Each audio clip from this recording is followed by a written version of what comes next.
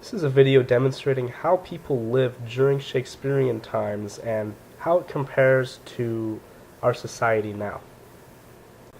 People's incomes during the Elizabethan period, which is the time that Shakespeare was around, were a lot lower than incomes that we see in Canada today. People, on average, like your lower class person, like your merchant, would probably not be making more than £100 a year. Actually, £100 a year would probably be a pretty respectable salary back in those days, whereas today we're seeing probably an average family household income of, I don't know, $70,000, $60,000, somewhere around there. So you can see the difference in incomes. And thing was, things didn't cost as much back then. Most people could get by on a couple shillings a day. Food and drink, I think it said, what was it? A pint of ale cost about a penny. So really, not much at all.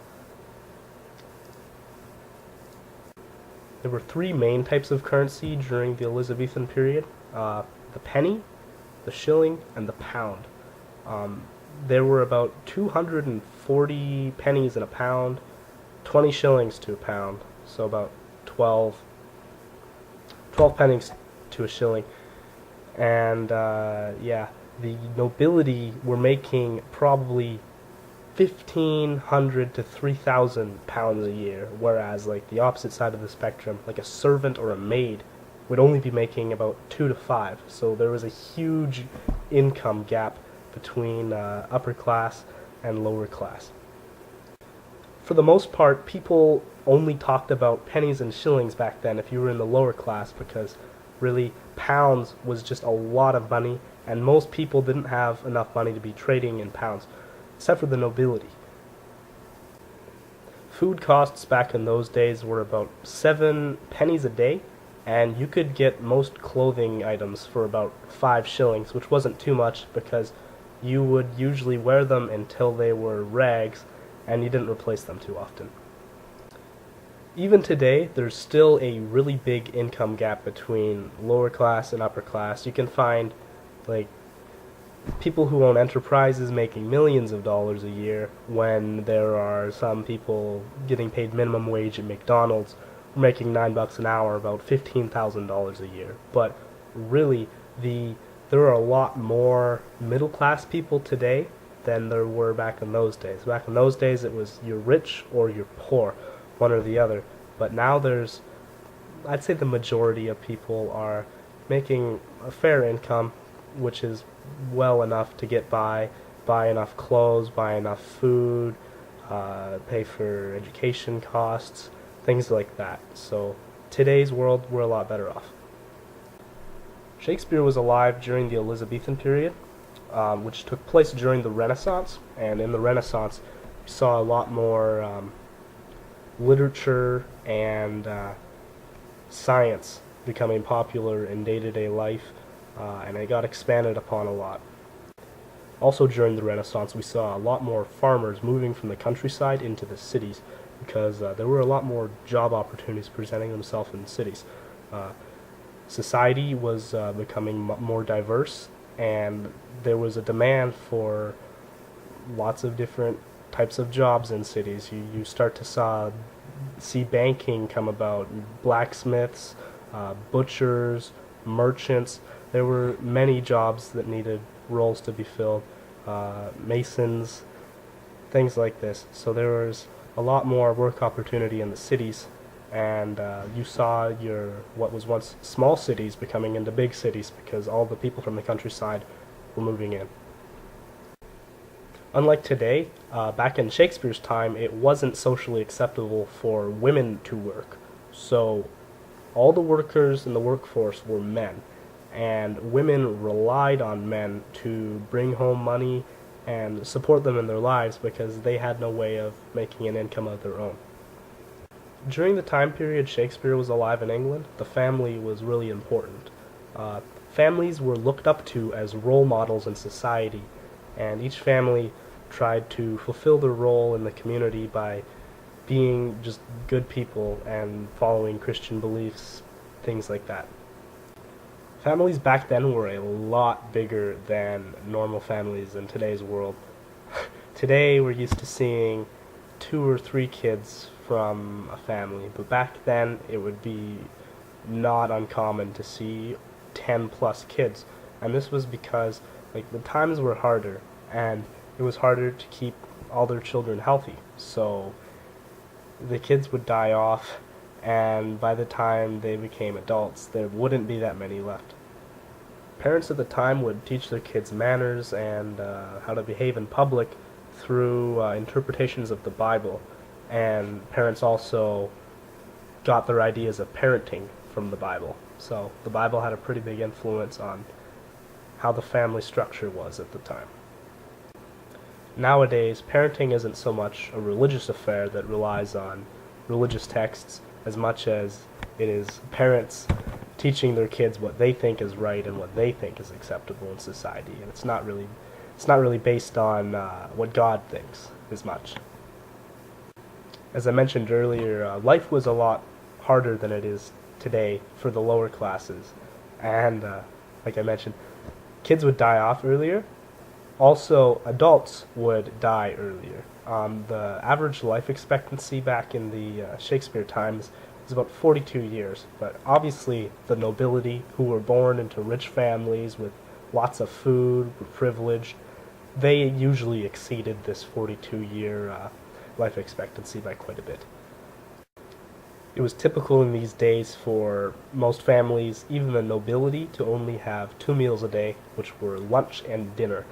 And for the rich who could afford it, things like sweets and meats were their main meal items, whereas for lower classes they had less substantial things like grains and vegetables.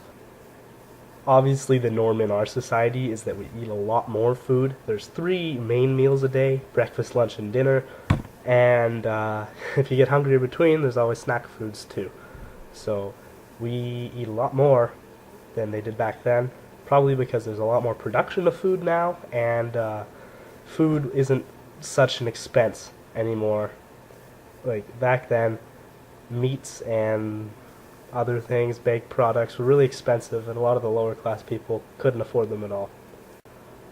With today's science, it's recommended that we have really good hygiene, because we realize now that washing our hands, having showers, kills off germs, which can cause infections and stuff like that. But in Shakespeare's times, hygiene was awful because they didn't know a thing about medicine, and they were throwing their waste onto the streets and not washing their hands, not showering nearly as much, and there was a lot of disease back then.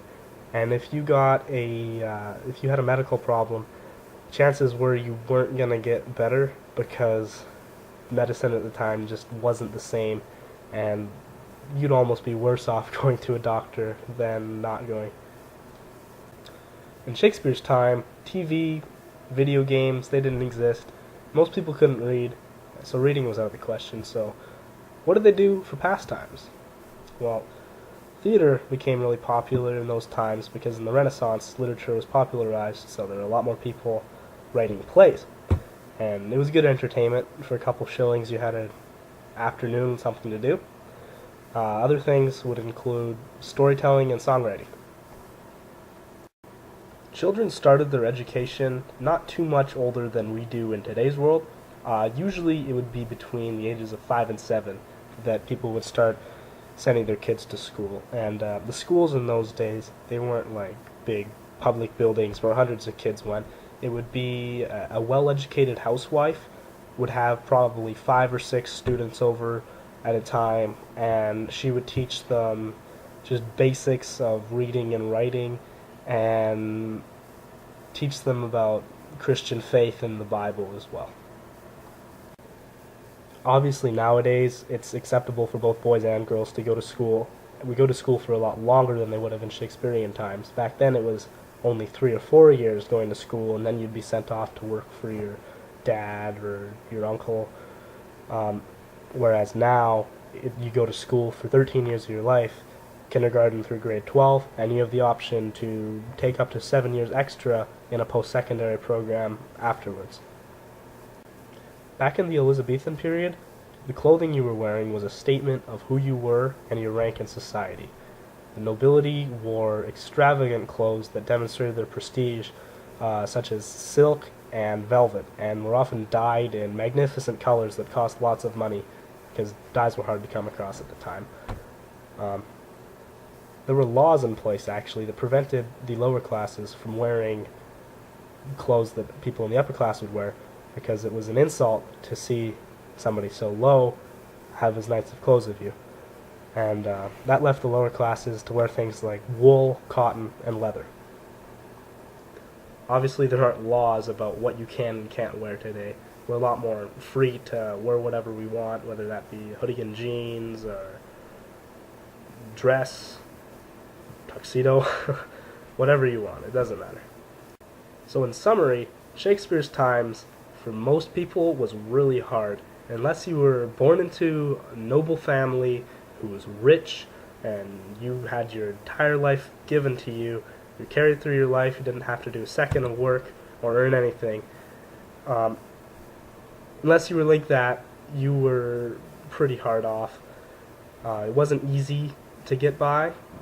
You had to help your parents work, help bring money to the table, get food for your family, and lots of the children died off early, and the adults died off early too, because the food was a problem. They didn't live healthy lifestyles. They weren't hygienic, and overall, today's world, we see a lot higher standard of living than we did back in those times.